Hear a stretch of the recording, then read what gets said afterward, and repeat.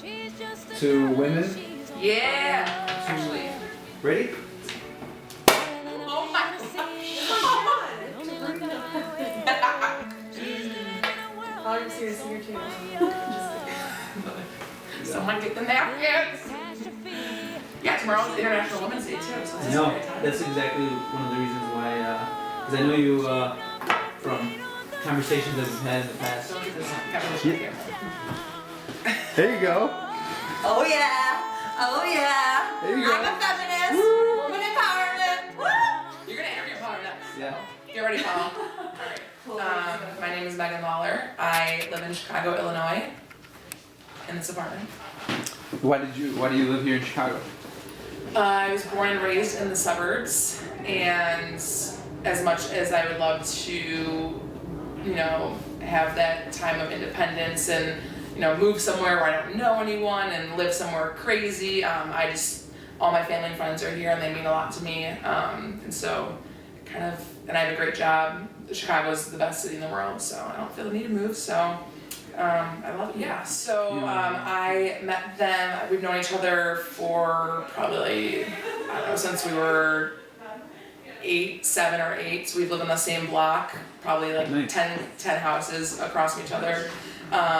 We walked to school together when we were little, went to high school together, and after college when we were living back at home, we would take the train down, you know, to the city to our jobs, and we have always been close, so we figured why not move in together. Well, I originally went to ISU to be a elementary education major. Okay. I mean, at the time, I really thought I wanted to do that. I loved working with kids. I've been a camp counselor and a peer mentor, worked with special ed kids all throughout high school, and I was in a class sophomore year, which is like it's the hardest class like for the teaching majors, and they make people take it to like weed out the ones who like just think they want to, you know, hang out with kids all day. And so it was how to teach math. So like why 1 + 1 = 2, and I just was like, because it does. I don't know, it just does. Yeah.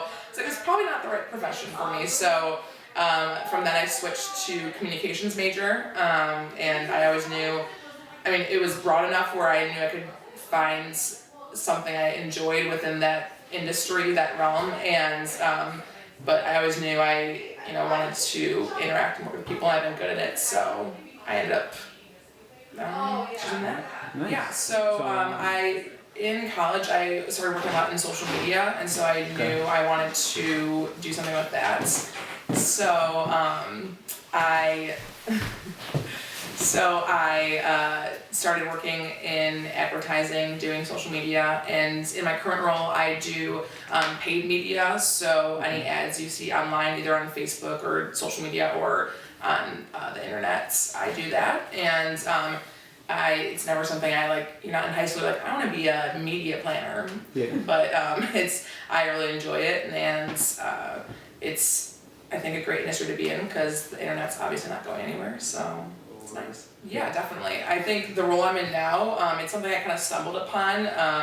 I always said I want to do something only in social media, and now I'm kind of in the whole digital realm, which is really nice, so hopefully I'll keep working my way up throughout the company. I'd love to be, you know, a media director in the next 5 to 10 years, having people under me that I'm able to manage. And I think that the advertising industry is pretty, I mean, not tight-knit, but it's, you know, everyone knows what's going on, all the inner workings, what's happening with different agencies. And so one of the things I think women are, you know, even creating an even more tight-knit community within that, in the advertising industry. I mean, right now I'm part of a Facebook group called Girls Day, which is for females in the advertising industry in Chicago. Very cool. Yeah, and it started in Chicago. They have one for New York and San Francisco, I think. I'm not sure exactly, but so people post there, you know, different articles, and, you know, always cheering each other on. So it's cool to have that too, and, you know, because obviously in many industries there's a lot of sexism, banking, finance, and obviously in advertising too. And so it's nice to feel empowered by, you know, a group, the industry that you work in. There's strides being taken, but there's still so much we can do. And I mean, the place that I work, the company I work, it started in Canada, and it's in the UK, it's in the US now. one of the things that I really love about it is we have like a female CEO. My SVP at the Chicago office is a female. My boss is a female. I feel like there's actually a women's group in our Chicago office where we have different panels. So we had like a women's panel where all of our Chicago office women in the higher ups, we were able to ask them questions and get their feedback on anything I want to know about like the hiring process. How do you see that as a woman? The wage gap, things like that, we were able to ask them. So I think I love my company because I feel like they really do a great job of combating the sexism that can happen in the day-to-day workplace. But that said, I mean, me personally being a very strong woman and being a feminist, I'm very, as some people would say, probably sensitive, but I think less qualified less qualified men are in higher positions than they maybe should be. I truthfully call it like the white boy confidence. You've grown up and not having to deal with some of the pressures and the extra anxieties society puts on you, and you're able to live a more confident life than some women are. And so I think it was just really interesting to think that how much more critical, myself, my boss, and my coworker were to the females than, the male who just walked in and was able to answer the questions and walk out but didn't necessarily have experience, so. Yeah, that's, I think that's very powerful what you're saying.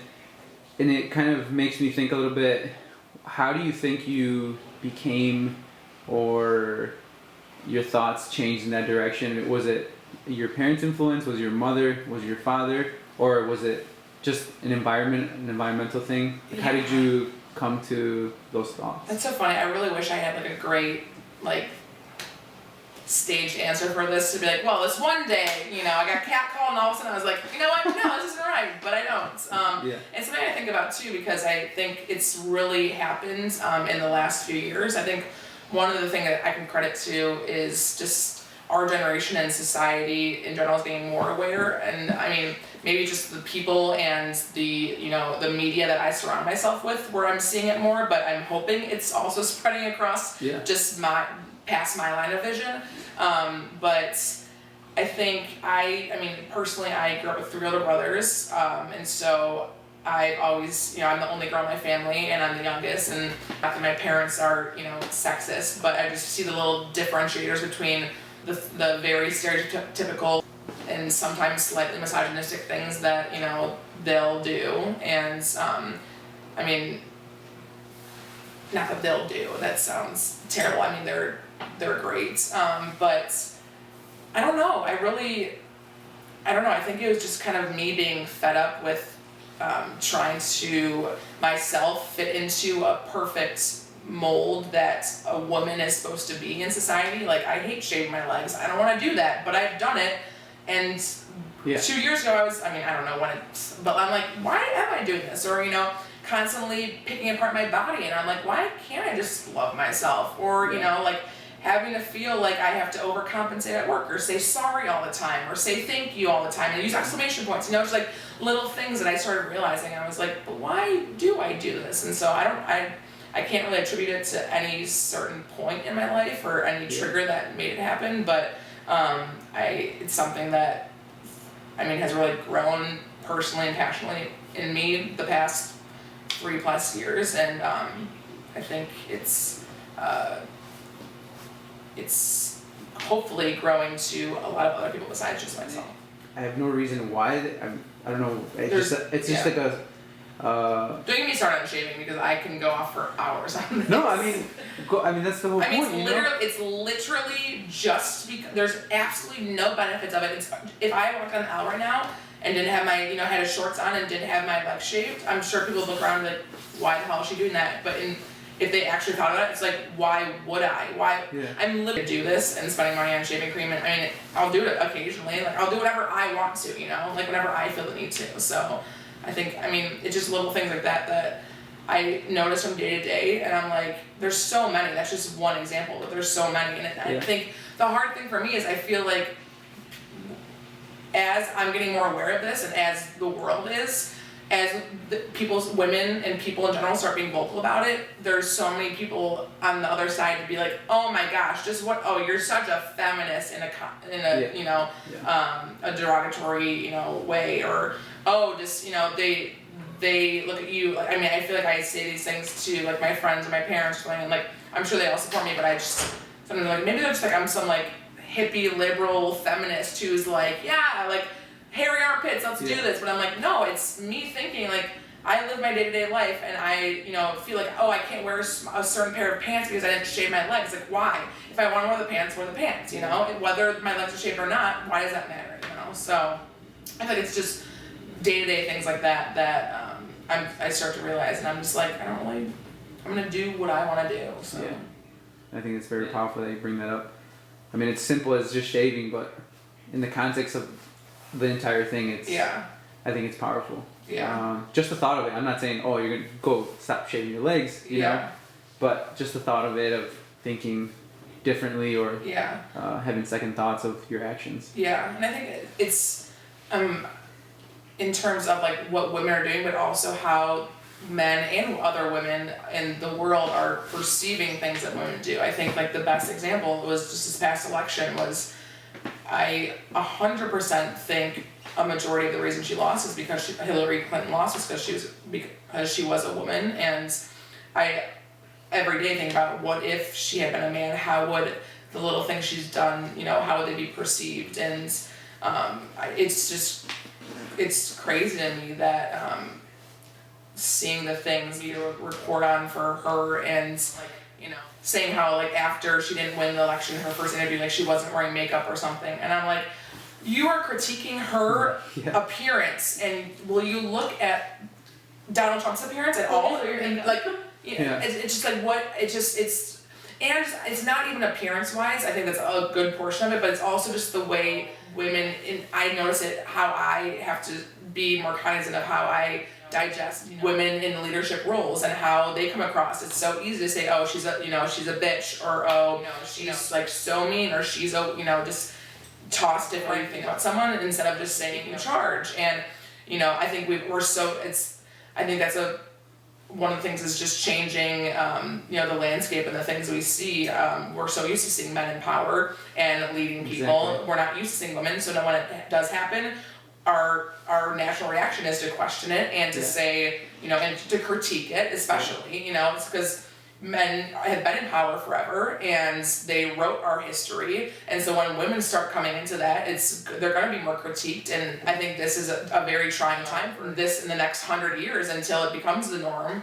Women will be under the microscope, but I think it takes a strong woman to do that. I think we're hopefully raising more women. I mean myself personally, my niece was just born, and I'm already, going out of my way to, when I go to buy her clothes, I think that's where you can 100% see the sexism of how we raise kids is the guys' clothes will have genius and mad scientist and lady killer and, astronaut, all these things, and women, and the girl side will have pretty and perfect and absolutely adorable and super sweet. And, I'm just like, I personally have, made myself a vow that I'm never going to buy my niece a thing that says, anything about, oh, I'm so pretty, or oh, I'm this, it's just, but also in, the book she reads, I just ordered her one on Ruth Bader Ginsburg and, one on, different female, leadership roles and the things they can become. So I'm trying to go on my way to buy her, feminist literature so she can see, women in different scenarios, not just being a princess. So, I think we're hopefully raising a new generation of even stronger women who will be able to fill the roles of leadership positions, so men and other women aren't so threatened by them. And again, I think that's a extremely great point that I think since generations and generations and generations of like you said, people that created the United States or people that created the world in general, men have always been in power. And I think that as a man, I think that we've always been afraid of that for some reason. We've always been afraid of what your capabilities are. It's changed. It's changed. Yeah.